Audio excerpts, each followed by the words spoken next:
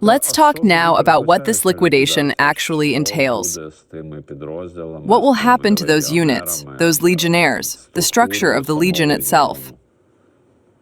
Will they become mobile units, which will be transferred here and there in bits and pieces? No, much worse. I will talk about my second legion. It is a completely self-sufficient, separate military unit subordinate to the commander of the ground forces. That is, let's say, the commander's reserve, a separate unit. In addition to working with foreigners, we have qualified officers and sergeants who know how to command foreigners in battle. That is the most important thing. Not so much to administer, but even to manage and lead foreigners into battle alongside our Ukrainian brothers and sisters in order to effectively destroy the enemy. That is, we have an absolutely effective military unit in the 2nd Legion, which has been in combat since the beginning of 2023.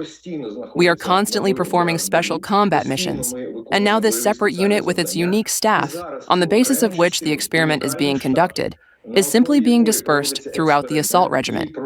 This means that the teams, the crews are being broken up, and people are simply being assigned completely randomly to vacant positions in the assault regiment. The problem is that our separate military unit, which is experimental, does not correspond at all to the assault regiment or battalion to which they are trying to forcibly transfer us. This is what we have been discussing and continue to discuss. Moreover, I am accountable for every word I say here. Why? Because everything I am saying is factual and documented. The commander of the Legion appealed to the State Bureau of Investigations and the Specialized Prosecutor's Office in the field of defense to provide a legal assessment of these facts.